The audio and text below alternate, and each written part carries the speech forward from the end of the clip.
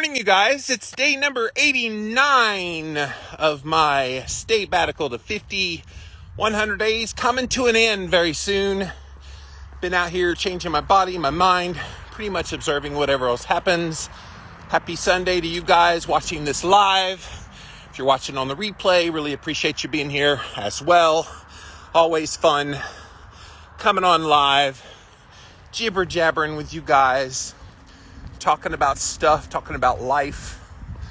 I think we have too many people that just talk in generalities and they don't really get their hands dirty on the stuff of life. And for me, it's the stuff of life that's exciting. It's the things that maybe you need to be thinking about that's not even on your radar screen. So this morning I've been up for many hours now, and I am hunkered down, you guys. For the next month, I will have my face in front of a manuscript of a book that I'm writing, and it's my very first mindset book. Hello, Sharon. Hello, Lindy. Thank you guys for being here. Very first mindset book. I've written 9 nutrition and health books, and so I'm writing a mindset book with my best friend, Brittany, and we're in the editing phase of it as we speak. And so I'm going through a lot of the manuscript. So my face has been right in front of a lot of words of encouragement. I'm also adding in a few other things to challenge people within the writing. That's always the fun part of writing a book, is you can shape the language to really be anything you want it to be. If you want to coddle people in a book, you can coddle people, and I know the authors that do that. Nothing wrong with coddling people. You can also slam people over the head, which I don't recommend making that the totality of your book. Not everybody responds well to being, slapped over the head constantly. Or you can do a mix of both. And that's what we're doing. We're trying to strike that balance between coddling you where we need to coddle you, but then waking you up and giving you that oomph. Kind of like what I do here on my walk and talk. I try not to coddle you guys, but I do sometimes try to encourage you. But also try not to berate you over the head of get your act together. Hello, Ryan. Thank you for being here today as well. So let's talk about what I'm going to talk about here today. We'll put this test of the theory of how much do I slap you over the head versus coddle you with this topic. Do you lament, or are you content with your life right now? Is your life where you want it to be? Now, you ask that question in general of most people, they're more than likely going to say no. Most people, I think, always desire more, if they're being honest, that is. Most people desire more than what they have. Not everybody. There are people in life, I don't understand these people, but there are people in life, they are very, very content with the mundaneness of their pure existence in this world. And their existence is really all that they strive to have with their life. I don't know about you guys. If you follow my work, you're probably not an existing kind of person. You're probably the kind of person that wants to get up in the morning, wants to take on the challenges of the world, wants to make yourself better and better and better. And you guys know that follow me, that's exactly who I am. I'm constantly trying to be a better version of myself. It's why you work on personal development. It's why you're constantly striving for more, because where you are right now may not be where you ultimately need to be. Where you are now may just be this temporary blip on the way to who you're becoming. And when you keep that in mind, it changes everything, right?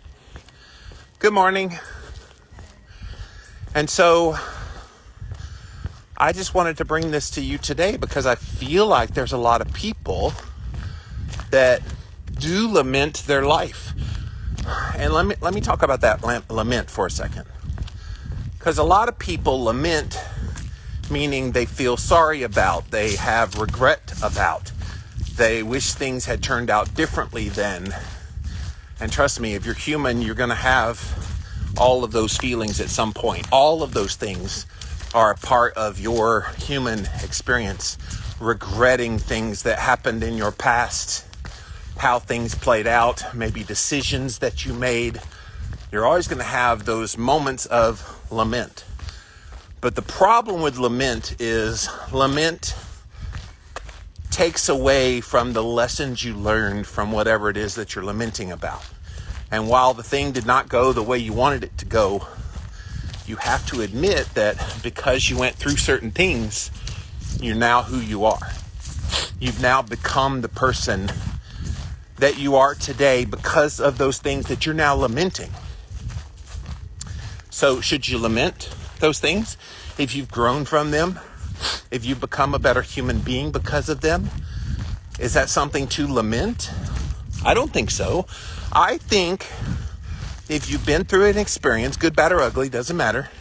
If you've been through an experience and as a result of that experience, you grew, you changed, you became someone better as a result of that thing in your life. Did you get better or worse? I think you can easily argue, okay, better if I learned something from it. Even if it was something horrible in the moment, even if it didn't go the way you wanted it to, even if in your mind it's a regret that you now lament. If you learned something from that, it is a positive thing in your life. And that, my friends, is how you be content. You can choose to be lamenting all these things from your past. You can choose to do that. I can tell you from personal experience, doing that for many years, if you lament, your life is miserable, you're upset pretty much all the time, you feel like the world is against you, you have all these things that pop into your mind that make you believe that certain things are true about your life when they're not true at all. That's what lament does, guys. Lament is that unseen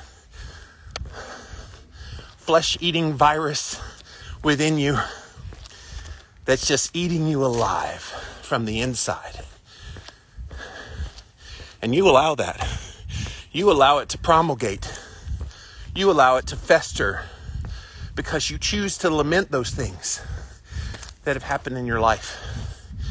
And look, I've made a lot of decisions in my life that I'm not very proud of, that didn't quite turn out the way I wanted them to. But then I've made other decisions that have been great. Why do we lament one of the decisions, celebrate the others? Is there not a middle ground of contentment? That even in those great times, you learn something about how to be better, but also in those rough times, also in those so-called failures where you feel like things should have gone differently. Think about those things in a different light, guys.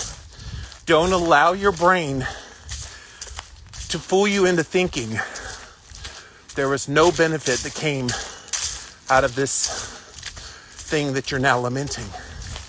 There's some lesson for all of us to learn in every experience in life. And you know that's true. Empirically, you just know that's true.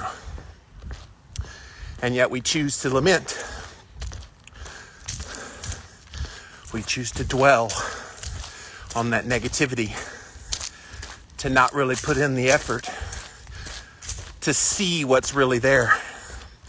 So the difference between lamenting your past and being content with your past is your choice, what you decide is best. And it's easy to let your brain fool you into thinking one way when the answer is the exact opposite. So stop lamenting. Don't make your life a series of things that you regret, that you wish had gone different. Your life is your life. What has happened has happened. There is nothing you can do to undo things in your past. It's happened, guys. So if it's already happened, And there's nothing you can do about it to change what happened. All you can do at this point is make that choice. You're going to lament or you're going to be content. Good morning, sir. And so that was the message I wanted to bring to you today. Definitely want to hear from you guys here on day 89 of my Stay-Batical to 50. Those of you that have not been following my journey, this is a 100-day journey, working on my physical body, my mindset, pretty much watching whatever happens in this. And it's been quite the ride. One of the things that I do on a daily basis on the days that I'm not resting, which is about once a week or so. On the days that I'm not resting, I am out here walking on this trail next to my house, which is what you see me on now. Probably around 4 miles on this track. I love it. Other than the dogs, when I was coming out of my own neighborhood, there were 6 different dogs barking at me all at the same time. One was a little Chihuahua that was loose, and that Chihuahua was like and coming out rough. I was like, hey, watch it. I had my foot ready to kick if I needed to. But yeah, I like this walk. The weekends are a little better because the traffic isn't as bad as it is during the week. And so out here doing my walk, talking to you guys, I definitely want to hear from you. So please share your thoughts. Do you lament things in your life?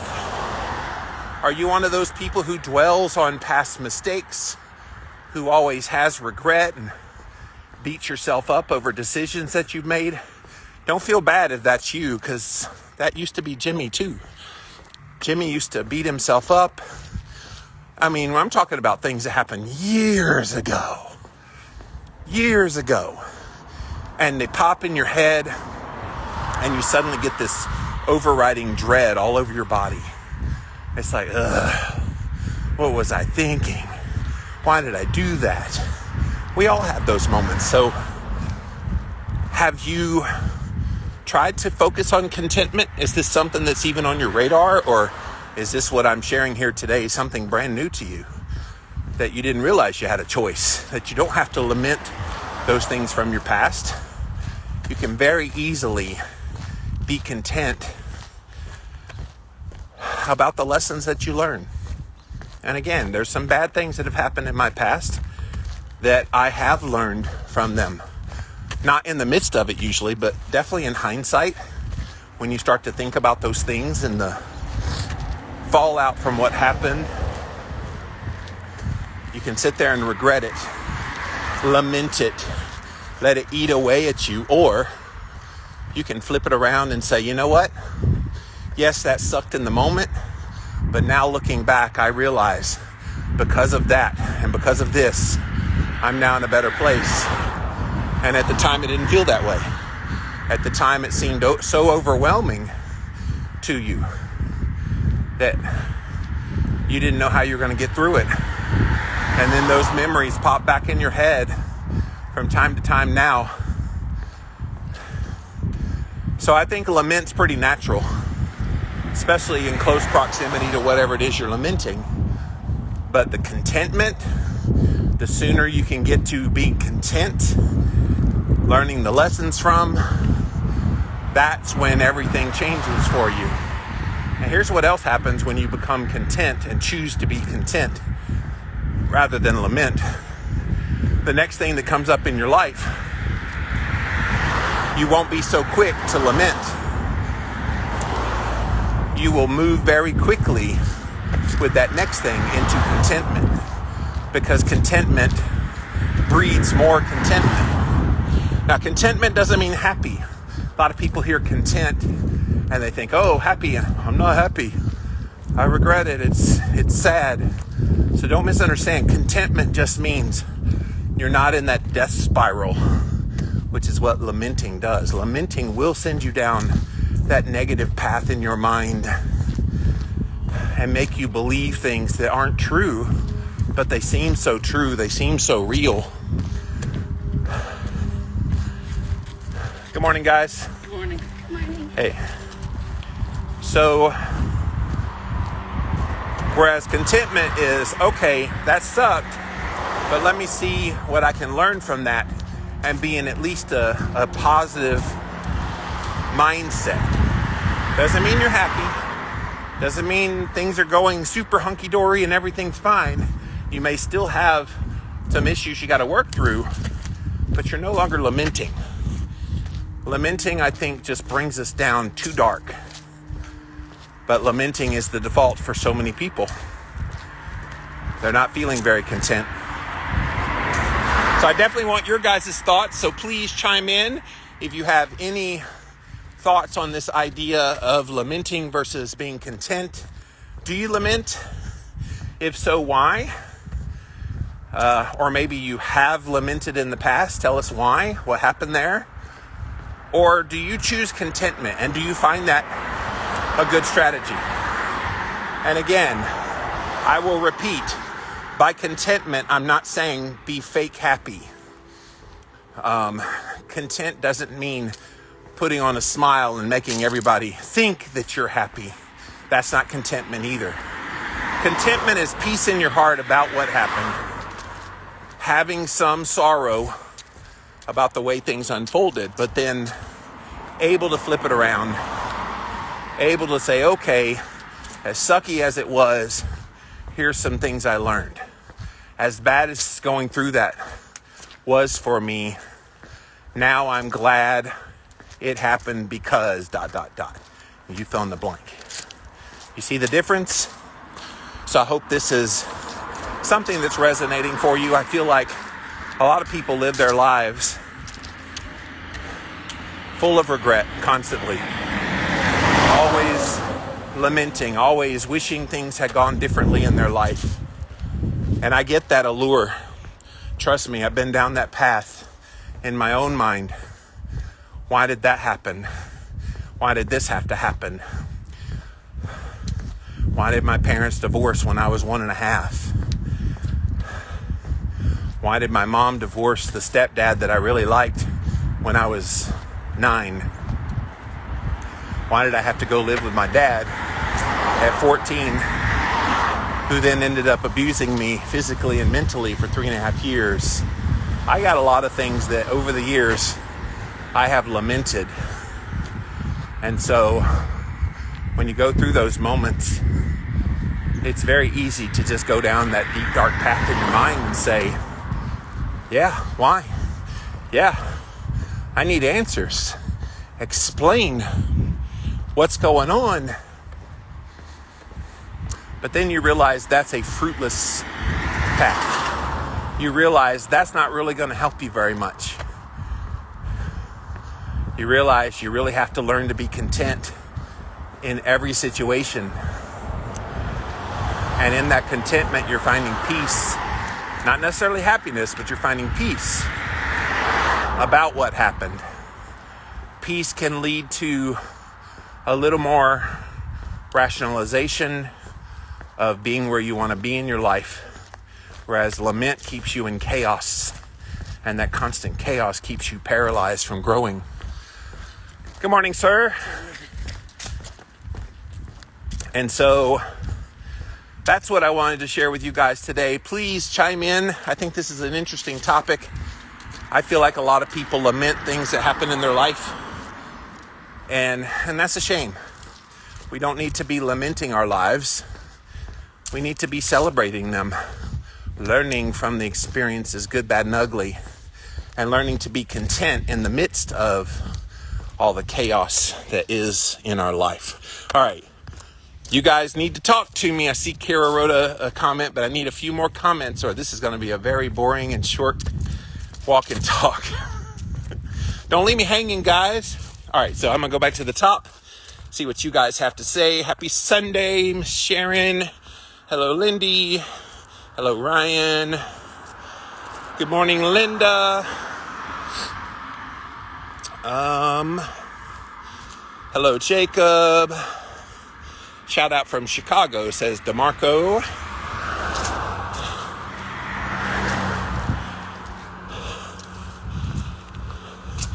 Green screen, says DeMarco. You got a green screen? Can you guys see me?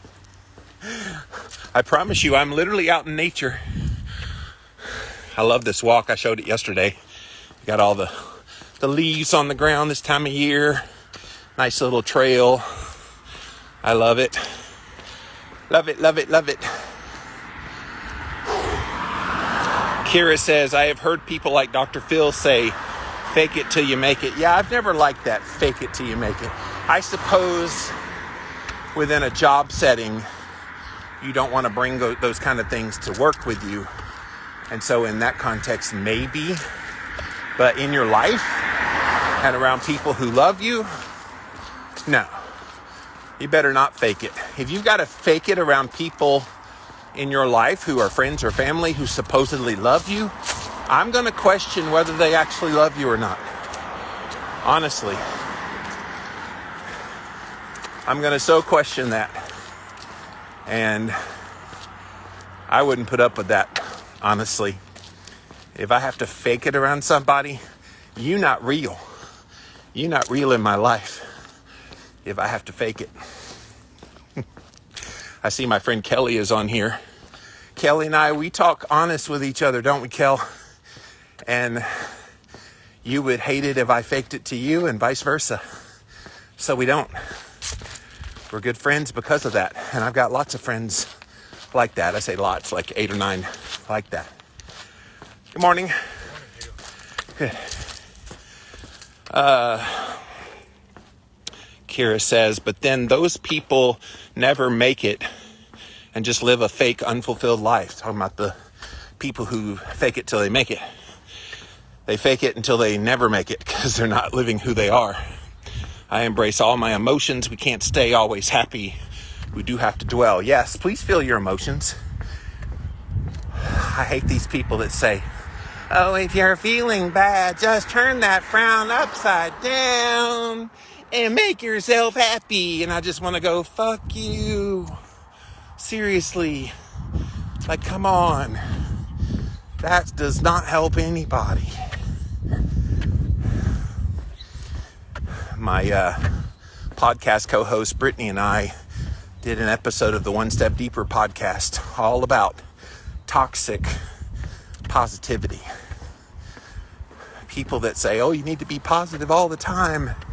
That's not real life. Now, don't be negative all the time either. That's also not real life. There is that happy balance of experiencing all the emotions. But if I'm sad, I don't want you to tell me to turn my frown upside down and be happy. I will probably punch you, and then that will make me happy. Getting to punch.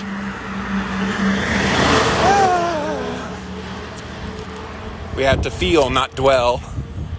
Yes, I knew what you meant, my dear. Thank you for the comments, Kira.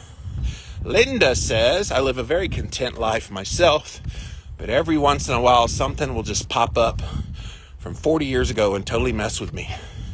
I would think things that old would go away. Oh no, they don't just go away. I myself go through my mind very often of all these things that happen to me. And I have one of those memories. My friends make fun of me because of this, because my brain, I don't forget a lot of things.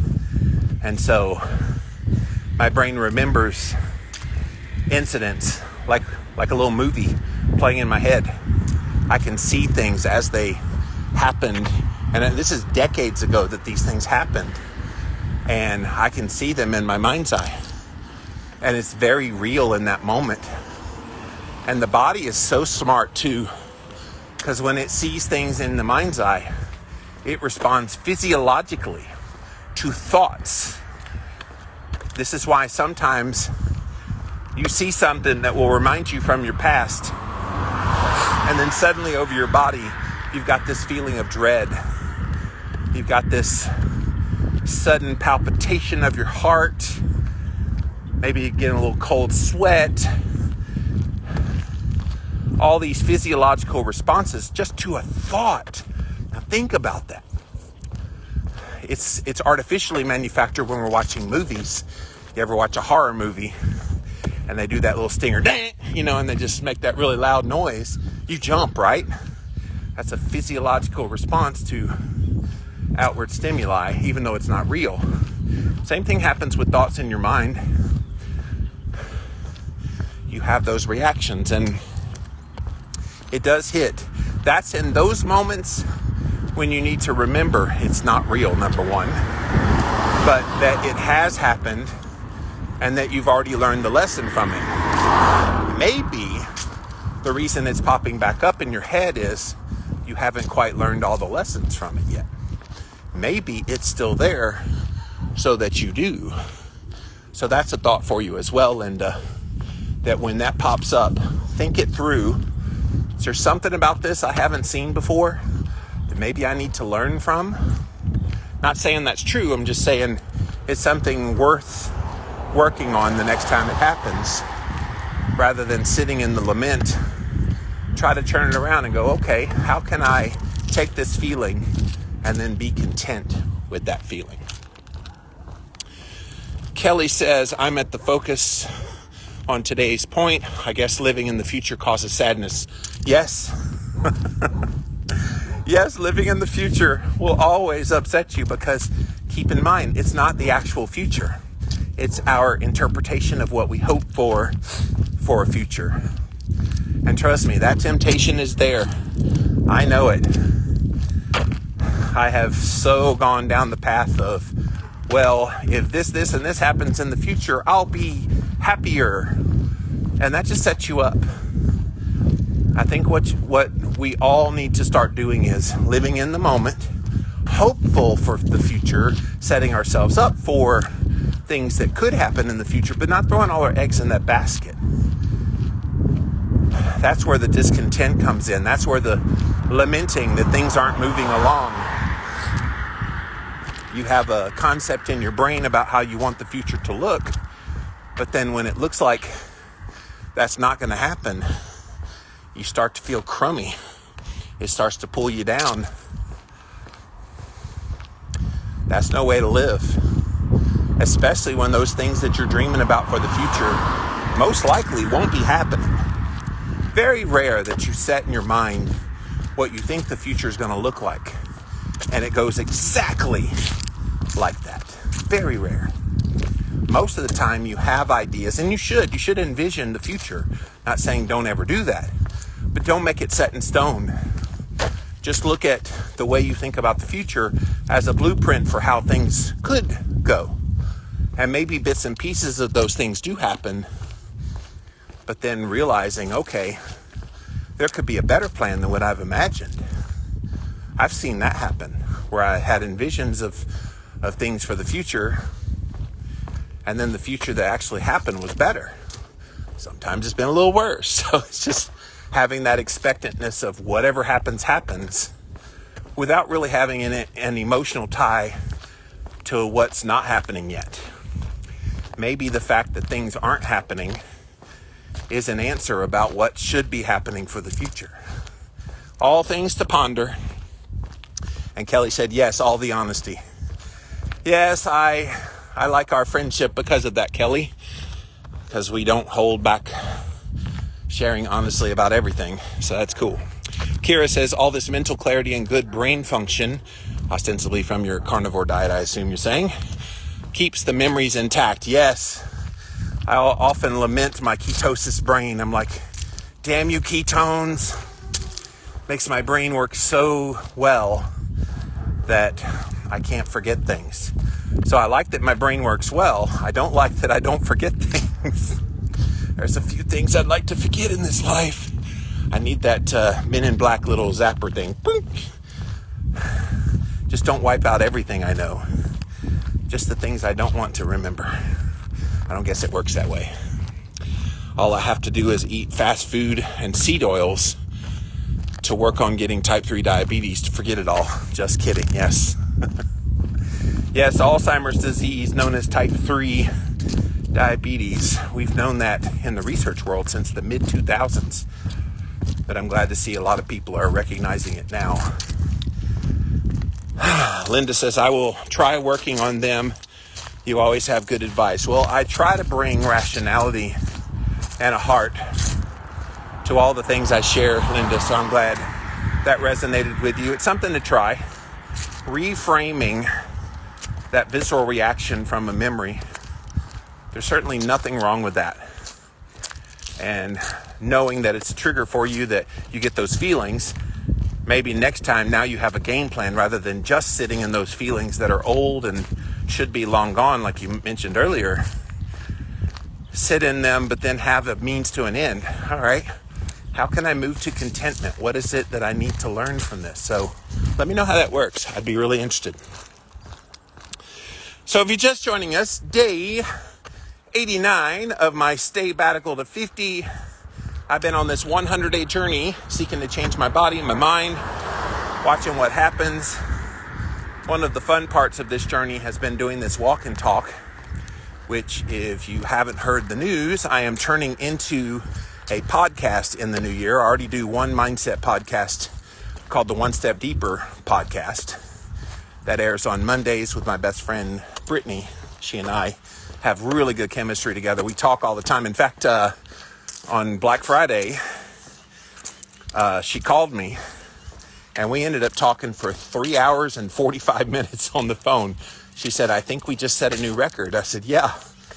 Longest we'd ever talked before is about 3 hours. We typically talk about an hour and a half to 2 hours.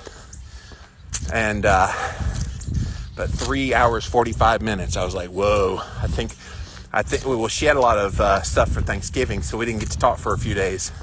We were making up for a little bit of lost time at that point.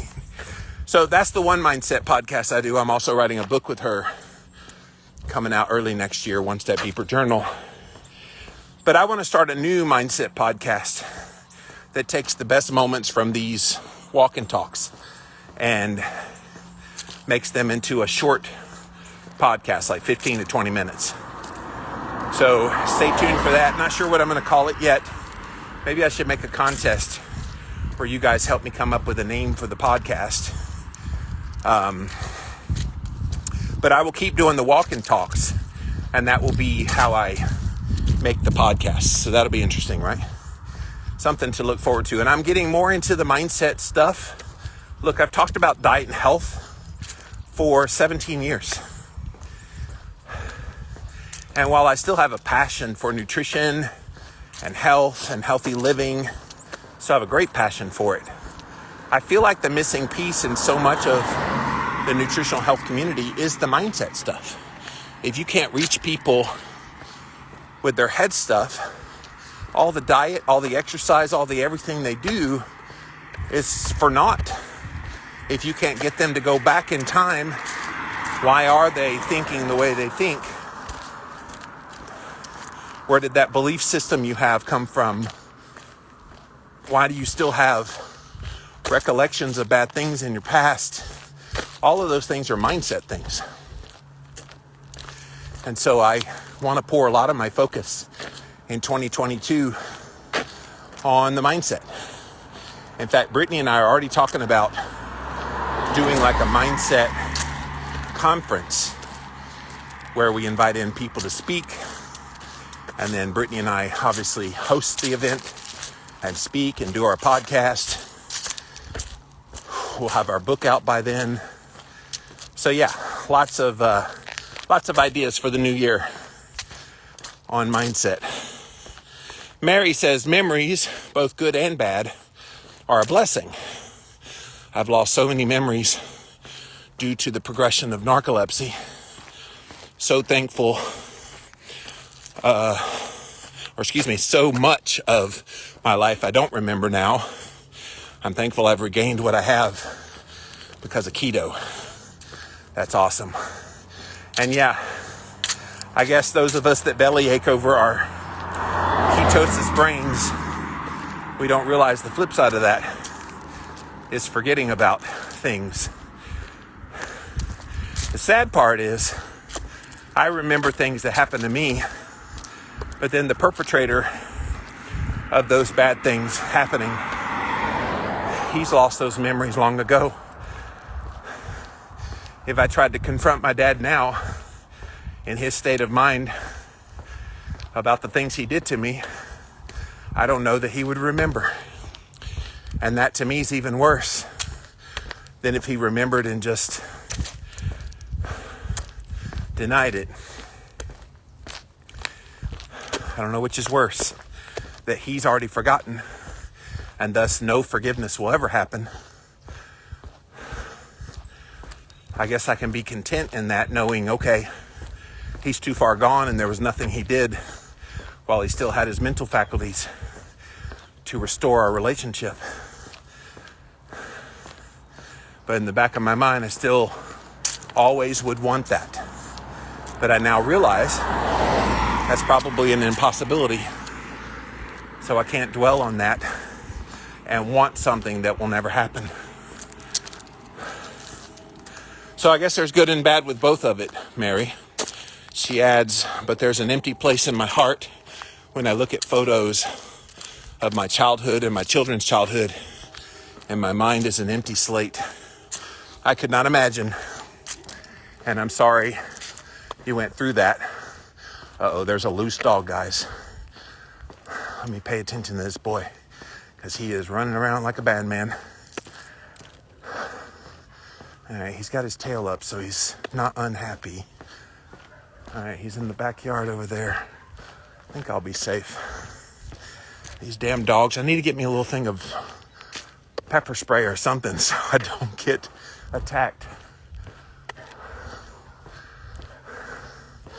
If they say face your fears, every time I come out on this walk, I'm facing my big old fear of dogs. All those barks. Anyway, happy to be off of work and catch you live. Well, I'm glad you're here too, Mary. And you might watch me get mauled by a bunch of dogs today. All right. Good morning, Keto to Carnivore Mama. I think your name is Destiny. I was looking you up the other day. So I think if my memory is correct, speaking of memory, you are Destiny. Oh, stop barking at me, dog. My heart is like beating 1,000,000 miles an hour. Kira says, I had a dream that someone thanked me, excuse me. I'm trying to interpret. Thanked me for my cookbook. And I haven't written any books, so I asked which one. Just to play dumb. She gave me the title to my cookbook. I guess I'm writing my cookbook now. What's the name of the cookbook? Now I want to know. I don't want to be a liar in my dreams. It's called Russian Keto Cookbook. Hey, do it. I haven't heard anybody take on the Russian cuisine yet. And since you've got Russian in your blood, do it, Kira. I'm serious. Write that book. I'll write your foreword for you. Mary says, I believe abusers live in such a state of cognitive dissonance that they don't really want to remember. Though that's true. That's true. Because when you know you've done someone bad, it's a lot easier to deny it and dig your heels in and believe the lies that it never happened than to face up, humble yourself for what you did. Because a lot of people, they don't want to face that because they know they've got a lot of culpability. So you're right. That is another thing with abusers. Kira said, what if your dad told you that he's sorry? What would you do? Would that take it all away? Anything, Kira, honestly. It's so easy to show sincerity if you have sorrow in your heart. Now, if you just said, yeah, sorry about what happened to you. Okay, next. No, that don't cut it. But if he was like, you know what? You went through hell because of me. And because of that, I'm truly sorry about how your life went in your early adulthood. And I'm sorry that you felt that I was coming to kill you for the first 15 years after you left the house. I would never, and it just hurts me to think that you would believe that. But I can understand because I was really horrible to you, and you may not have realized at the time, but I was also going through my own dealing with an abusive father myself, and I didn't handle myself very well. But you've turned out incredible. I'm so proud of you and what you've accomplished in your life. And if you can find it in your heart to forgive me, I would love that in the final years of my life. Kira, if he did that, why would I not forgive? Why would I not show anything but love and compassion towards him? The problem is that's never going to happen. It's not. And I've come to terms with that. I've come to terms with he has so gotten cold in his heart that it's just not going to happen. And for me to wish things will happen a certain way that I know will never happen, that's just causing heartache and pain for me that is unwarranted. I made the choice almost 3 years ago now to move on. Not allow him that satisfaction of me longing for him. There was a long time after I was over fearing him in my 20s all the way to my early 30s when I didn't want to be anywhere near him. Then all through my early 30s till about my mid 40s, I went out of my way to do things. Tell him I love him. Tell him all these things. My brother Kevin died right about that time. And so we got somewhat closer together because of that. And I did all these things to try to make amends. And every time I tried to do something towards him, I never got it back. I never felt that contrition for what he did.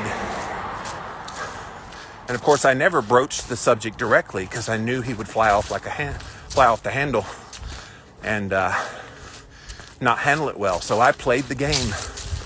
I acted like everything was okay. Oh, well, that happened many years ago. Ha, ha, ha, ha.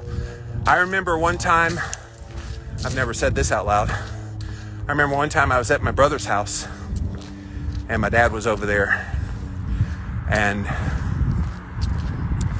my brother Nathan, half-brother Nathan, he said, "Jimmy, remember when Dad used to beat the shit out of you all the time? Yeah, those were the days." I was looking at him and going, shut the fuck up. Because Nathan never got hit. Nathan was the prodigy child that, oh, he's the baby and we won't touch the baby.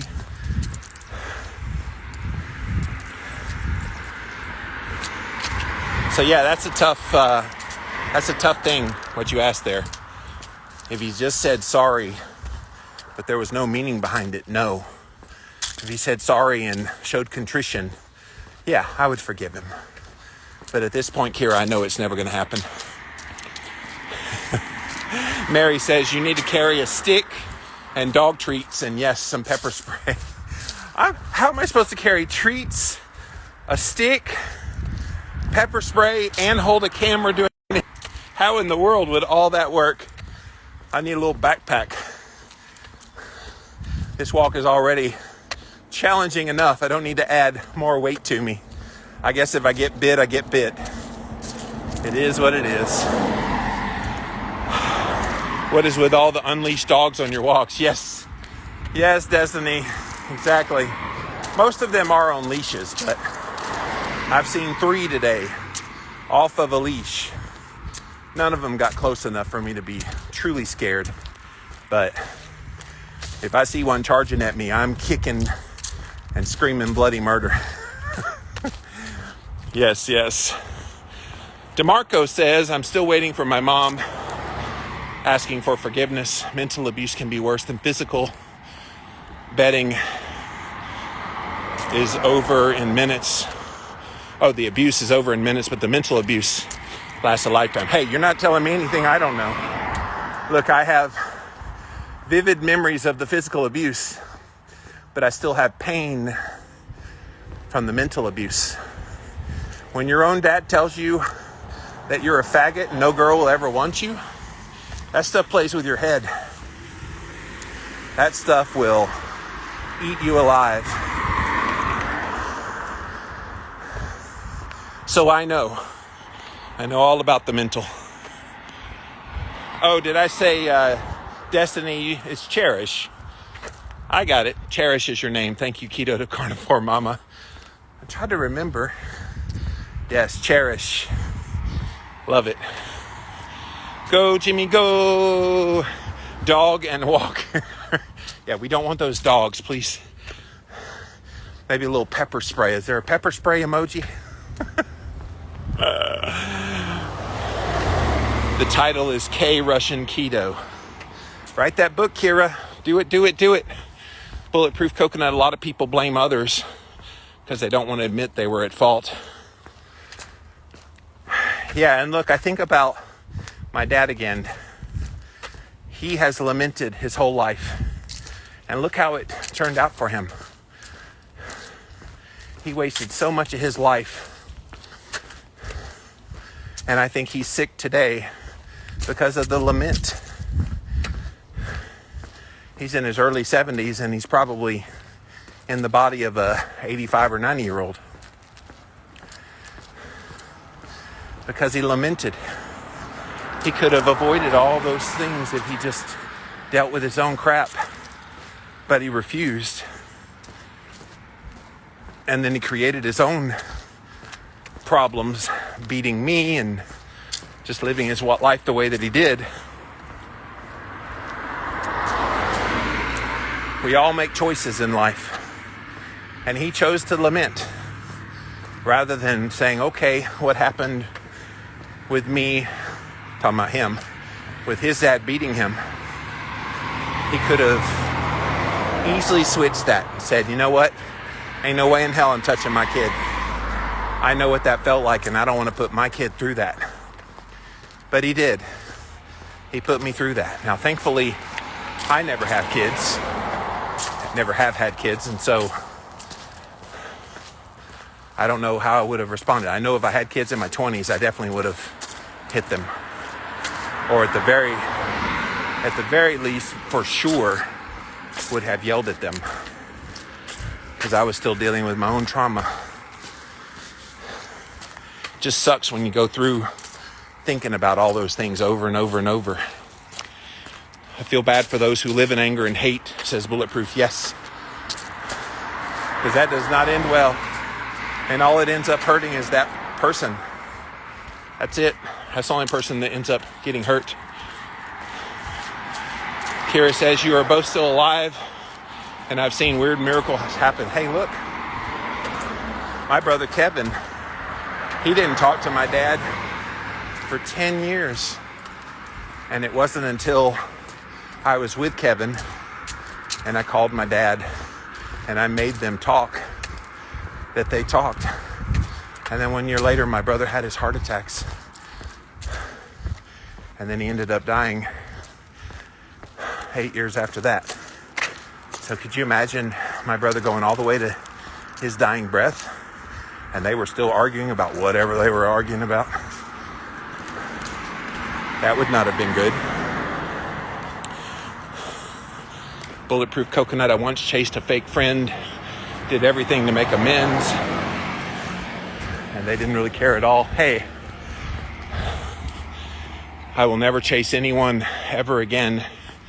If you can't be a decent human being, then my life is better without you. Yeah. Look, I've come to that conclusion as well, that I deserve only the best people in my life. Morning. And so it's why if you're my friend, I have vetted your ass so hard and I deem you amazing. I see my best friend is on here. Brittany's on here right now. And I couldn't imagine life without her because we've bonded that strongly and I don't have to worry about anything with her and vice versa. And I see my friend Kira is on here. I got several friends on here. And I'm grateful for all of you. And you're right. I don't want to have to chase after somebody that doesn't want me. The reason my friendships work is they want me as much as I want them. And quite frankly, I'm looking at that with the girls that I'm dating right now. There's one specific girl that I'm interested in right at the moment. And I'm in the mindset now that, okay, yeah, I'd like to see where things go and be with her. But she's got to want that too. And I've got to see that reciprocation back to me. And I'm not going to waste my time and my energy on someone that doesn't want to be with me. So, not saying that's her. I'm just saying in general, if while I'm dating I notice that, I'm not going to get hung up on any one girl. Because somebody will want me. Somebody will tolerate this crazy, goofy Dallas Cowboys fan.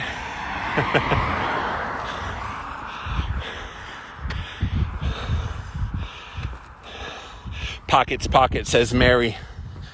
No, I ain't carrying around things jingling in my pockets. I leave my wallet, my keys, everything at home. When I'm walking, I don't want anything jangling around. I got these long tree trunk legs. They give me plenty of weight when I'm walking. I don't need things jangling around in my pockets. Bulletproof says, dog whisperer, Jimmy. No. I know my height intimidates a lot of dogs. One girl I went out on a date with, I went to her house. And as soon as I walk in, she had 2 big dogs. And she said, oh, they're puppies and they're wonderful. Next thing I know, I got a dog right here in my face. Terrified out of my mind. Especially when he started growling at me. I was like, don't leave me alone with these dogs. One of these days, I'll get over that fear. Forgiveness is a real job, Jimmy. And keto helps a lot, says Gabby. Oh, yeah. Oh, yeah. I am a forgiver. For sure. But I don't think you need to get run over in the act of forgiveness. I think forgiveness is a reciprocation of someone showing contriteness for what they did. And the fact that my dad can't even say what he did and admit that he beat me, that's a big deal to me. In my heart, I realize it and recognize it for what it is. Okay, he got beat. He never got forgiveness shown to him by his dad, so I get it. But from my perspective, we're still alive. We're both fully conscious human beings. Maybe he's a little less mentally conscious than I am. But just admit what you did, and the forgiveness will come. It sure will. Angela says, I come from a dysfunctional family, a lot of neglect, because they came from that. But it stopped with me. Good for you, Angela. I always said that if I had kids, I would break that cycle of abuse. And honestly, even though I'm about to turn 50 in a few weeks, I still want kids. I would love to break that cycle. Show that the Moore family name is not synonymous with physically and emotionally beating your kids. A man can dream, right? So, the dogs must know you're carnivore, says Bulletproof. No, if they know I'm carnivore, they might think I have bacon in my pocket. And that would make them run after me. I like that episode of The Big Bang Theory when Sheldon sees Penny has ingredients to make supper, and he's like invited to come to supper sometime, and he's like, well, I'm hungry now. And then she was going to make spaghetti, and he's like, oh, can you cut up hot dogs into it? Because that's how my mama makes an Italian treat. And so he ends up going to the store to get some hot dogs, and on the way back he encounters a dog who then proceeded to chase him. And so he gets to Penny's house, knocks on the door, and he's got one hot dog left, and he's all disheveled and from running and being attacked by the dog. He's like, is this enough? So, no, not bringing any meat with me on this trail. I would be a dead person for sure. How tall am I? I am 6'3". I'm a big boy, very tall boy.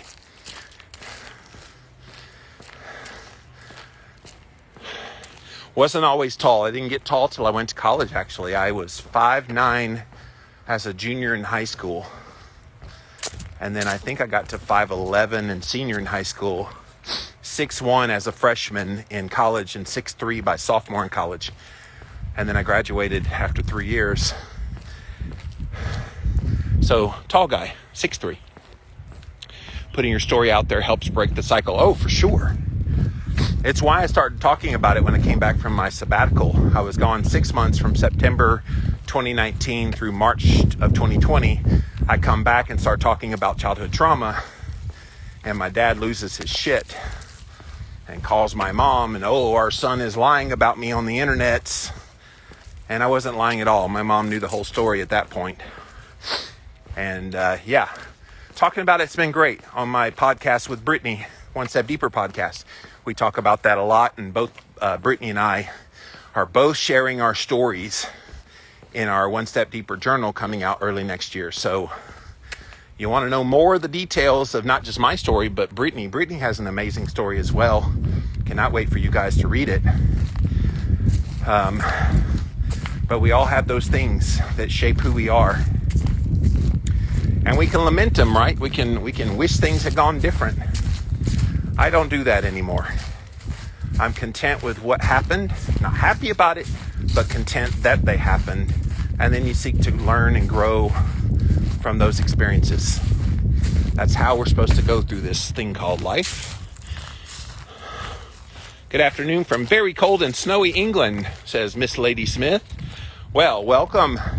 Yes, I have a lot of friends in the UK and other parts of Europe that watch me and watch the replays.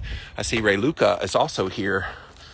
You're in the UK as well, right, Ray Luca? So thank you guys for being here. But day 89 of my stay-batical to 50, winding down this 100-day journey, you guys. Been a physical and mental journey. Pretty much wanted to watch what would happen. If I'm being honest, and somebody asked me about this yesterday in the DMs, if I'm being honest, it has not been this overriding huge success in my mind in terms of fat loss, which is curious to me. And I want to talk about this towards the end of it, but it's curious to me. I've been doing all these biohacks every single day for 89 days in a row, except for a few rest days here and there. For the most part, been pretty adamant, eating carnivore on the odd days and doing periods of intermittent fasting on the even days. And the needle's not moving greatly, which should tell you something, which should give you a heart for people that when you think they're not doing very much, they could be busting their ass. And I would say the things that I'm doing on this protocol is a lot more than the vast majority of people are doing. And it's still not greatly moving the needle. That should drive you to give people a little more compassion and love and not be so quick to judge that they're not doing anything when they could be. Kira asked, is the order of the biohacks important? I don't know. I mean, I know I don't want to do cold therapy before I go on a walk, for example. I think the cold therapy probably is better post-walk. But post-walk, go into the sauna, and maybe the sauna to the ice bath, and maybe the ice bath to the red light to the sunshine and grounding, and then from there, go to the meditation, and then the vibration plate after that. Look, I've mixed it up every which way but loose. I have not done the same order all the time, so I don't know. My gut says no, that it would not make that great of a difference. But who knows? And oh yeah, I'm doing this 4-mile walk every day as well. Have you thought about how you will move the needle or move forward to try to push that needle? Yeah, I'm gonna be more intentional on doing more strength training. That's been very top of mind lately. I'm just now getting the lower part of my body solvent. If you recall, I had a lot of ankle issues, still got some blister issues, but if my lower part of my body was not solvent, it makes no sense trying to lift heavy things and injure myself. So that's one thing for sure that I want to do. I may also switch up a little bit of the nutrition rather than being all animal foods. Maybe cycle in a few fermented foods with the animal foods just to see if that changes anything. The problem is I don't know all the things that are going on that would make the fat loss challenging. I'm going to constantly be working on that, so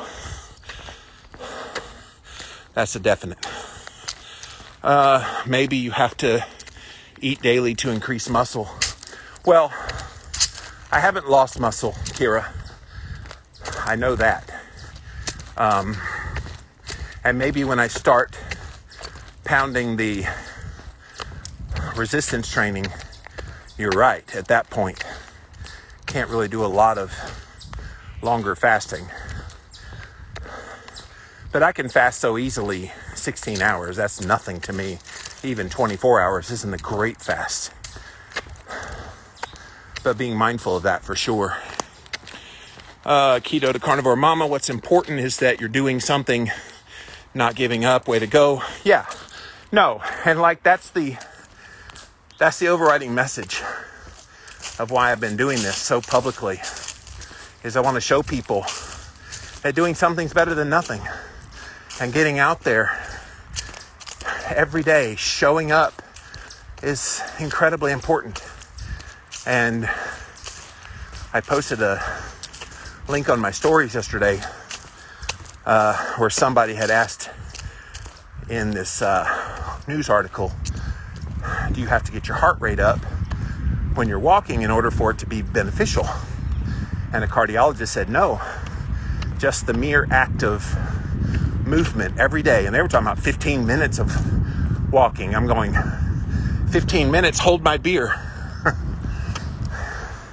Because by the time I'm done with this 4 miles, it's usually about an hour and 15 minutes.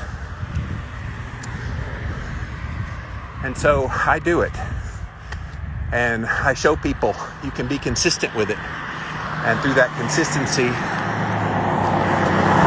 you're going to get a myriad of benefits. It's those people who convince themselves that they get nothing out of little things that never do anything. And if my example does anything or nothing else, I hope it shows people that even small habits that you implement, which you may think aren't doing very much at all, make a big impact. That's why I'm out here every day. That's why I go on Instagram Live every time I go on a walk. I want you guys to see a living, breathing pile of flesh showing you what consistency looks like. And while I'm not the perfect model in a lot of people's minds for health, my habits, I challenge you to find somebody doing more than what I'm doing currently with all the biohacks. Yes, the Dave Asprey's, the Ben Greenfields of the world, yes, but they're superhuman. I'm just average, everyday Jimmy.